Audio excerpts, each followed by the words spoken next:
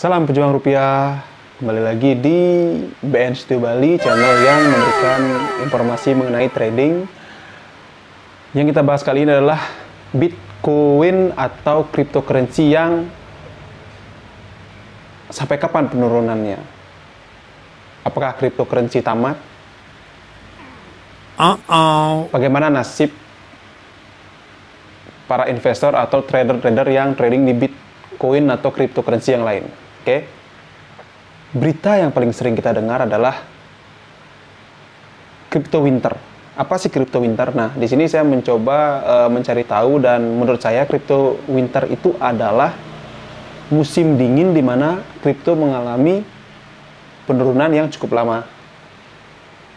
Kalau tidak salah, dulu 2017 sampai 2018 atau 2018 ke 2019, kripto mengalami anjlok atau penurunan hingga 80%.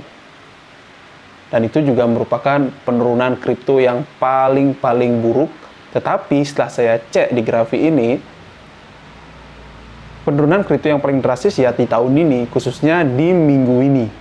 2 minggu ini penurunan kripto itu hingga 20.000 poin. Itu baru dari Bitcoin saja.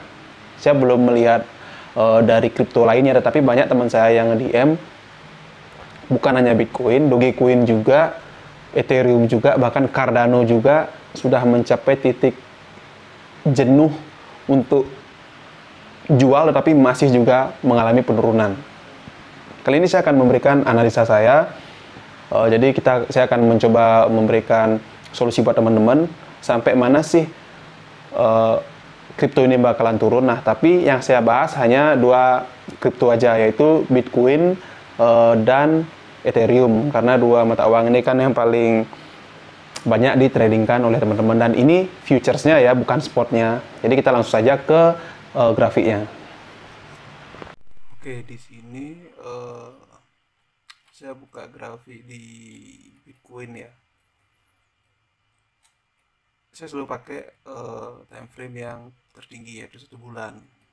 Jadi kalau dari moving average eksponensial, biasanya garis hijau ini adalah garis akhir yang sangat sulit untuk ditembus oleh harga sama market. Dan di sini juga pas dengan garis support yang saya buat sebetulnya, tapi akan menjadi resisten. Jadi di sini masih terjadi konsolidasi jika kita melihat di time frame bulanan. Kita lihat di osilator juga masih berada di titik jenuh, yaitu titik beli ya, karena kemungkinan besar akan sulit untuk mengalami penurunan, tetapi masih bisa karena garis biru ini belum cross ke garis merah. Jadi kalau di time frame bulanan, prediksi saya adalah market Bitcoin akan turun hingga level terendah di 10.210. Jadi teman-teman bisa menghitung jikalau marketnya sampai di kisaran 10.200. Jadi dihitung kalau memang itu masih kuat tahan, bisa ditahan, karena tidak akan mungkin sampai menembus di market ini, karena sekalipun dia tembus, dia akan mengalami koreksi naik dulu, atau dia akan melakukan koreksi naik dulu jika dia sudah melewati angka di 10.200. Oke. Nah, lalu saya akan memperkecil grafik menjadi daily. Oke. Kalau di daily sini kita bisa lihat bahwa osilator sudah membentuk yang namanya garis pemotongan, tetapi belum mengindikasikan bahwa harga itu akan naik. Di daily tren masih iris. Oke, sebentar. Oke. Kalau di time frame daily, seandainya kita buat dia garis contoh, dia membentuk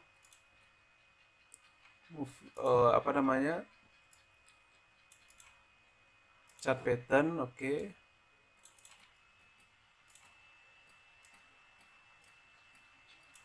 Sebenarnya di sini titik dia break, tapi ternyata dia tak break dan dia akan mengalami penurunan lebih lanjut. Oke, jadi masuk akal sesuai dengan prediksi saya di time frame bulanan.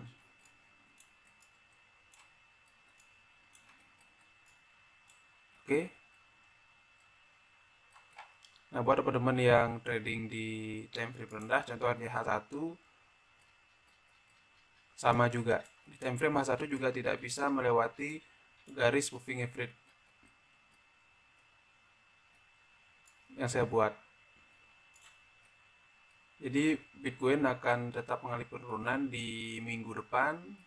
Target price-nya adalah di 10.200-an. Jadi teman-teman harus atensi money manajemennya di sana. Kripto akan mengalami penurunan lagi karena faktor yang mempengaruhi dari analisa saya itu adalah selain kita bicara analisa teknikal, ini secara fundamental dari news.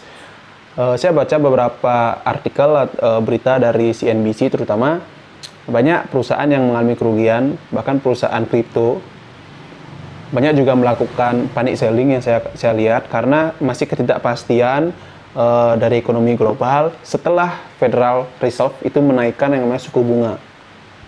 Banyak yang mengkaitkan kripto dengan emas, kripto dengan forex. Tapi setelah saya cek, penurunan kripto ini sangat-sangat jauh mengalami penurunan tajam ketimbang saya cek itu di gold dengan di forex.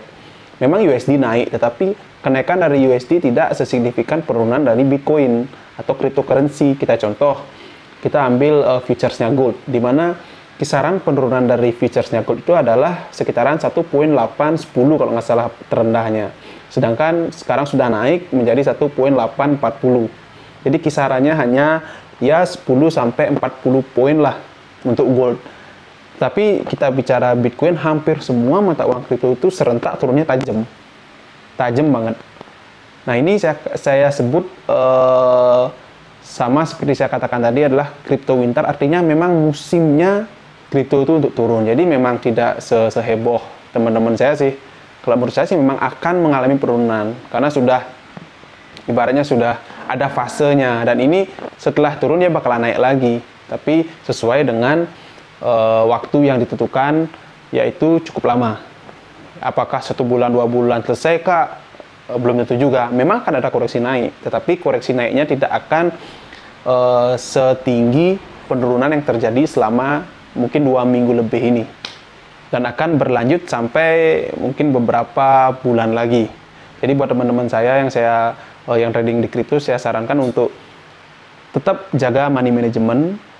Kalau yang punya posisi beli yang banyak, kalau bisa di cut loss saja, posisinya nggak apa-apa, rugi karena hari esok kita masih bisa trading. Jangan dipaksakan karena kita nggak bisa melawan market sebanyak berapapun uang kalian akan kalah melawan market karena yang melawan market kan pasar global ya. Jadi saran saya pada teman-teman itu jaga selalu money management, ikuti analisa yang saya kasih tadi sampai mana titik yang menurut saya akan dicapai oleh pasar kripto. Banyak banget teman-teman saya yang rugi di cryptocurrency, bahkan sampai jual BBKB, pinjam uang di bank sampai puluhan, hanya durasi 2-3 hari aja di minggu lalu. Dan saya nggak bisa ngasih solusi apa karena yaitu dia, satu sisi teman saya juga nggak berani jual rugi, satu sisi dia menahan, dia nambah dana juga, saya yakin nggak akan kuat. Daripada habis semua, lebih baik cut loss. Tapi teman saya nggak mau, ya kita kembalikan ke mereka.